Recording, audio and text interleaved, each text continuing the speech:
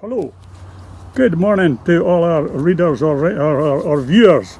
I'm delighted to have this opportunity to pick my selection of Kirkcaldy's best players. Well, before I start, I think it might be some of the younger boys are maybe no wondering who Blakey is. Well, that's my sign up above there. And tell Jimmy Bonner I've had a bar in my garden for 10 years. He's not the only one that's got one.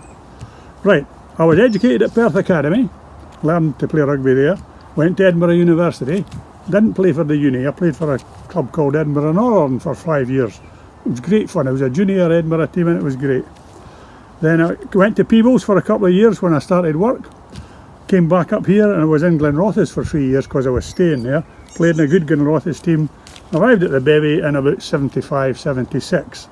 By which time my first 15 career was over, so I ended up playing for the seconds, thirds, fourths and then the fifths. Because we had a fifths in these days. I know, because I was the team secretary. And so I started spectating the first 15 about the late 80s. So my selections mainly for the last 40 years. Not quite as long as Jock's, he managed 60 years. So some selections were easy, as Jock said, some were more difficult. So I'm going to list my candidates for each slot and then make a decision. And the other thing is, Murray will know we find photos for some of them. Probably most of them. Number 1, prop. Like Jock, I can't see past Dave Sellers as being one of the best. But we have to consider some others. B.T. Dyack, a good friend of mine, the late lamented, I'm afraid, Willie Anderson, Moomin, George Mangalo, Richard Higgins, that Jock also mentioned. All of these guys had their good points, but we really can't see past number 1 prop for Dave Sellers. Now, the other props, the one I haven't mentioned, is the same one as Jock went for. There's no way of seeing past. Danny Harrington was probably the man, the prop with the best technique I've ever seen. For not a very large man, he was a very, very good prop, extremely destructive. Deserved to be around longer than he did. And again, another one that's sadly missed. So my number 3 would be Danny Harrington. Because he's often found lurking on the wing. Danny had this view that if you got it from a scrum, there wasn't much point in running to the other side because the ball would come back to him and he was often found there. So scoring a few tries on the wing. So that's my number 1 and number 3. I'm not doing it the right way around. Number 2, hookers was quite difficult because I couldn't really remember an awful lot. I got Stevie Brown, Stuarty Brown, which Jock had as well, Dougie Wiley, which Jock had, and our own Greg Wallace. Going back a bit, I remember somebody like Colin Fotheringham back in my early days. Colin was one of these guys, a certainly portly boy, who used to look like he was running like one of these cartoon characters, the big body with the wee legs spinning underneath him. But a great character, Colin. So, however, of the others, Dougie Wiley was a good leader of the team in Russia. He was great. That was when he was at his best. And Stevie Brown, Stuarty Brown, but was clearly ahead of him. He was a superb athlete, never let you down. So my number 2 is Stuarty Brown. Greg Wallace will probably sneak onto the bench, I would think. Second row, my own position. I found this one extremely difficult.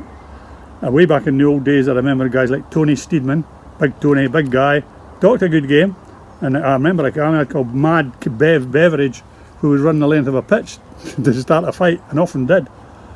And then before that, way back before we had people lifting second rows, Mark Higginson was an extremely able jumper in the days when you didn't get lifted. As befits a high jumper, he was able to get off the ground extremely well, and he provided me with 2 of the best rugby moments of my life.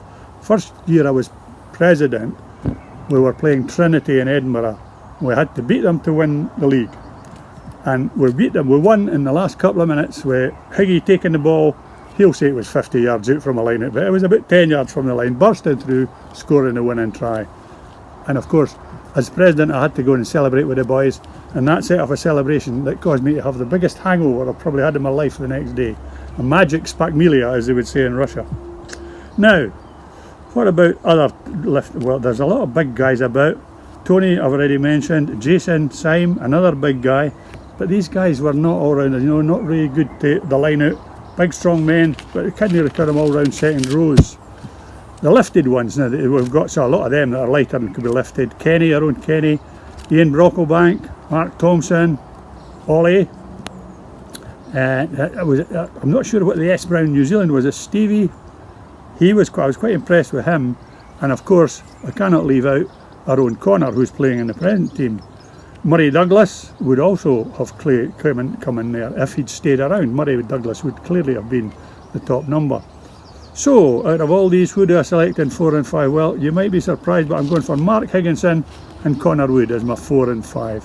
Now, Higgy's probably a bolter from left field, but I was very impressed with him in the days before lifting. Okay, so number 6, another one of the easy ones, H. Henderson, outstanding in that position. But there were others around. You have to consider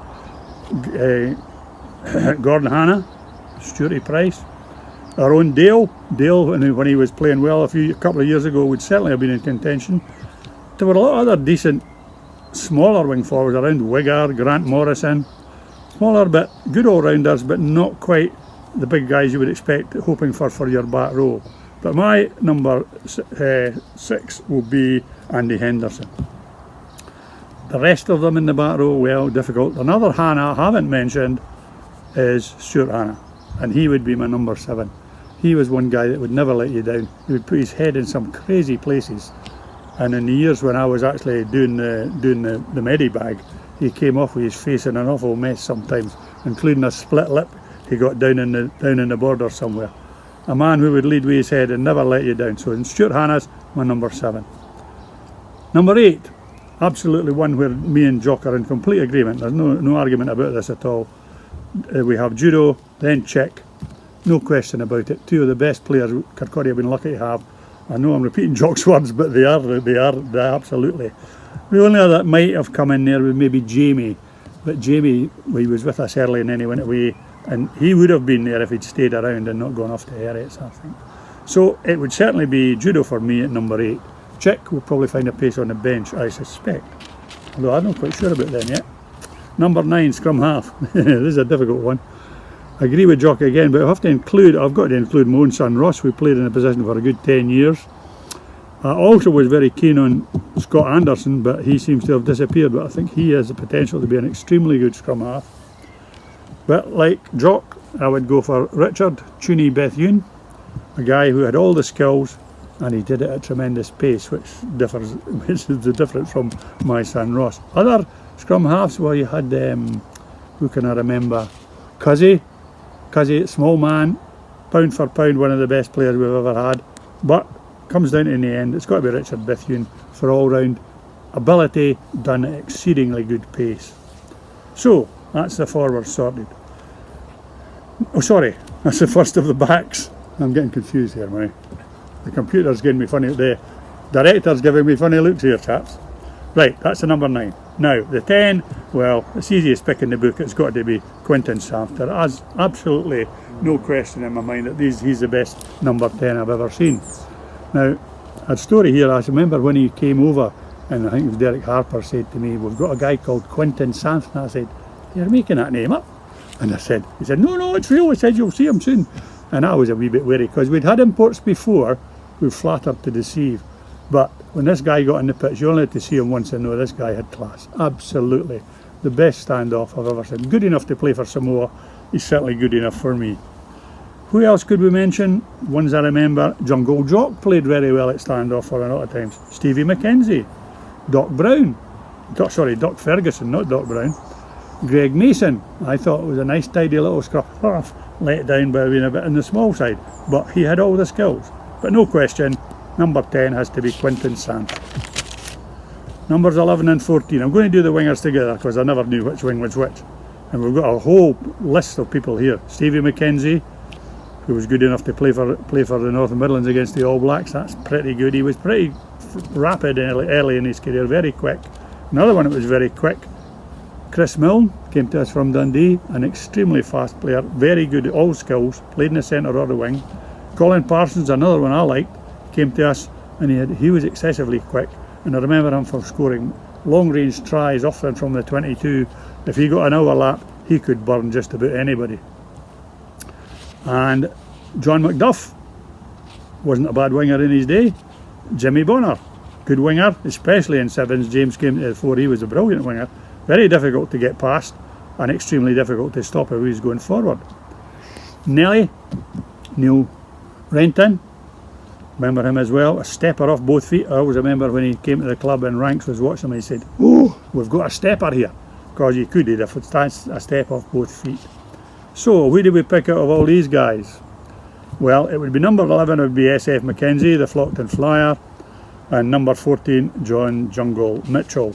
There's my 11 and 14. Sorry, I'll miss out the 12 and 13. 12 and 13 was probably one of the hardest bits I've ever done here. We've had some remarkably good pairings at Kirkcaldy. We have Carruthers and John Thompson, absolutely an excellent pair. In my view, the best pair of centres in Scotland on their day. But looking back at my books, I've got these scrapbooks I made up. They helped me find a few of this information. We had McComb and Milne played extremely well in the centre for us. Another combination, Trewartha and Goodall, mustn't forget them. Craig Trewartha came from Madras and Cammy Goodall came down from Glenrothes, and they formed a formidable partnership. They were the two that were there when we were in Division 1, you have to remember, so they had to be good to do that. We also had another combination of Dewey and Breenge. I remember they two tearing Grangemouth apart in one of the early games that Rob Dewey played. Unfortunately, Rob went away from us. Breenge tended to get injured. And then there's a couple of outsiders here, of course. I mean, our own Colin Harvey, listed in a lot of these games, playing extremely well. And in our own team at the moment, Josh Laird.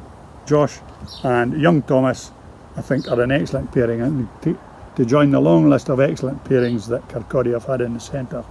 So, who would we go for? Well, for me, the 12 and 13 would be Alec Carruthers and John Thompson. As I said, in their day, I think they were the best combination in Scotland. McComb is difficult to leave him out, befitting an Irish under-20 international, and Chrissy Milne, and Rob Dewey, but as you'll see, they probably find places on the bench or somewhere else. Which leaves number 15, and talking about somewhere else, I would have Derek McComb in my team. I know he wasn't really a fullback, but he could play extremely well there, and you couldn't leave a guy like Derek McComb out. He had everything. I remember him kicking goals from just about anywhere outside the 22. Who else would I have put in there if Derek McComb hadn't been around? Dave Foster was a guy I was extremely pleased for. Not a very big guy, extremely safe under a high ball, and again, like Shurihan, I would put his head in silly places in defence. So there we go, that's my 15. Subs, well, I've mentioned most of them before. Moomin would certainly go in the front bench. Mark Thompson. Second other cover for the front row would be Greg Wallace. He could cover prop or hooker. Greg, a superb player. Greg, all-round player, befits a guy who was a centre up till he was 18. He still has all the skills of a three-quarter, but he's now got the ability to be an extremely good hooker. In the back row, well, another Hannah would sneak in there. Gordon Hannah this time. He could cover the second row and back rows. In backs, I would probably have to put my own son in, or the family will lynch me on the bench. Rob Dewey would be my other one to put on the bench, and that would fill. Oh, I've now got a damsel fly in front of me. Yes, did you see that? It's on it's on your leg. Excellent. That's the first one of the season. Sorry, I digress. Right, there's only one thing I want to do is I would like to put in one of the all-time great guys that I remember from the rugby game, and that's my favourite referee was Johnny Bassey. Johnny Bassey was one of these guys who had been a front row player, so he knew all the in and outs of forward play, and if you gave him a bit of stick on the pitch, he was the first one in the committee room to give you a bit of stick back, and he said he never missed you. But a gentleman on and off of the park, just shading it from Jim Fleming, who was another absolute gent on the park. And my last one, the best coach Kirkcaldy ever had, was Terry Trewartha. And that's my done. Thank you very much.